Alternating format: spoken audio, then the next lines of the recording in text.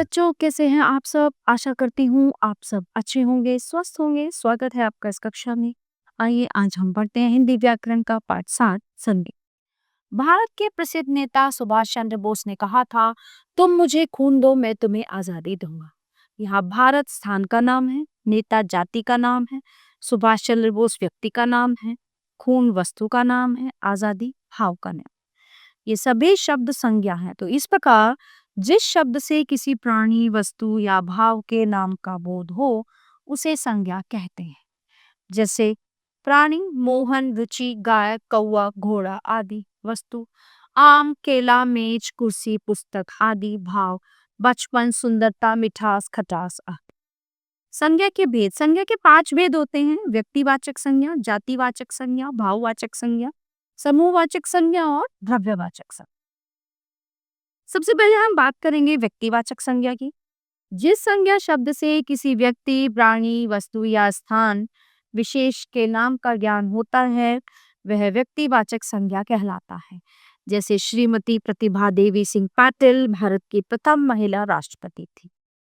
मुंबई शहर फिल्म नगरी के रूप में जाना जाता है। यहाँ रंगीन छपे शब्द किसी विशेष व्यक्ति, स्थान का बोध करा रहे हैं। जातिवाचक संज्ञा। बच्चे मैदान में गेंद से खेल रहे हैं। यहाँ बच्चे, मैदान और गेंद शब्द किसी विशेष व्यक्ति, स्थान, वस्तु का बोध न कराकर उनकी संपूर्ण जाति का बोध करा रही है। नेहरू जी बच्चों के चाचा हैं। गांधी के देश में हिंसा शोभा नहीं देती। नेहरू तथा गांधी शब्द यद्यपि जातिवाचक हैं, परंतु यहाँ इन शब्दों से अभिप्राय क्रमशः पंडित जवाहरलाल नेहरू तथा मोहनदास करमचंद गांधी से है। अतः ये शब्द व्यक्तिवाचक संज्ञा है। जिस संज्ञा शब्द से किसी प्राणी, वस्तु, स्थान आदि की संपूर्ण जाति का बोध हो, उसे जातिवाचक संज्ञा कहते हैं। जैसे प्राणी दादा, चाचा, लड़का, लड़की, गाय, मोर, चिड़िया आदि। वस्तु फल, सब्जी, कुर्सी, किताब आदि। स्थान घर, मैदान, खेत, पर्वत, नगर, गांव आदि। भाववाचक संज्ञा। हिटलर की क्रूरता को कौन नहीं जानता। महात्मा गांधी अहिंसा के पुजारी थे। यहाँ रंगीन छपे शब्द भाव का बोध करा रहे हैं। इस प्रकार जिस संज्ञा शब्द से किसी व्यक्ति, प्राणी, वस्तु अथवा पदार्थ के गुण, दोष, दशा, अवस्था, क्रिया के व्यापार आदि का बोध होता है, उसे भाववाचक संज्ञा कहते हैं। समूहवाचक संज्ञा। सेना ने जल्दी ही भीड़ पर काबू पा लिया। यहाँ भीड़ और सेना से समूह का बोध हो रहा है। तो इस प्रकार जिस संज्ञा शब्द से किसी समूह का बोध हो, उसे समूहवाचक संज्ञा कहते हैं। द्रव्यवाचक संज्ञा। बच्चों को दूध अच्छा नहीं लगता। यहाँ दूध एक द्रव्य का नाम है। इस प्रकार जिस संज्ञा शब्द से किसी द्रव्य या धातु का बोध हो, उसे द्रव्यवाचक संज्ञा कहते हैं। व्यक्तिवाचक संज्ञा का जातिवाचक संज्ञा के रूप में प्रयोग। आज के स्वार्थी युग में कर्ण ढूंढना बहुत मुश्किल है। तुम तो बिल्कुल हरिश्चंद्र हो। इन वाक्यों में कर्ण तथा हरिश्चंद्र व्यक्तिवाचक संज्ञाएं हैं, किंतु इनका प्रयोग जातिवाचक संज्ञाओं के रूप में दानवीर तथा सत्यवादी के अर्थ में किया गया है। अतः जब व्यक्तिवाचक संज्ञा किसी विशेष व्यक्ति का बोध न कराकर उस व्यक्ति जैसे गुण या दोष से युक्त सभी व्यक्तियों का बोध कराती है, तो जातिवाचक संज्ञा बन जाती है। उपयुक्त वाक्यों में कर्ण तथा हरिश्चंद्र शब्द व्यक्तिवाचक संज्ञा न होकर जातिवाचक संज्ञा है। जातिवाचक संज्ञा का व्यक्तिवाचक संज्ञा के रूप में प्रयोग।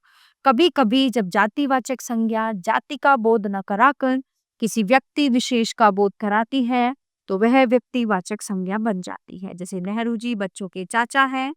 गांधी के देश में हिंसा शोभा नहीं देती।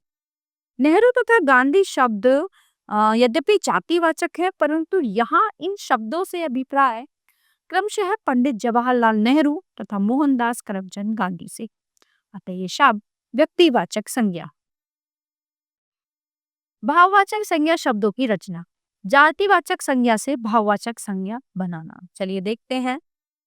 नर, नरत्व, बंधु, बंधुत्व, स्त्री, स्त्रीत्व, देवत्व, पशु, पशुता, प्रभु, प्रभुता, शत्रु, शत्रुता, मानव, मानवता, चोर, चोरी, धन, धनी, मजदूर, मजदूरी, बच्चा, बचपन, इंसान, इंसानियत, चिकित्सक, चिकित्सा, ईश्वर, ऐश्वर्य, शिशु, शिशुत्व, पशु, पशुत्व, नेता, नेतृत्व, हिंदू, हिंदुत्व, बंधु, बंधुता, सज्जन, सज्जनता, मनुष्य मनुष्यता, मित्र मित्रता, ठग ठगी, दोस्त दोस्ती, जवान जवानी, लड़का लड़कपन, पंडित पांडित्य, तपस्वी तपस्या, युवक यौवन।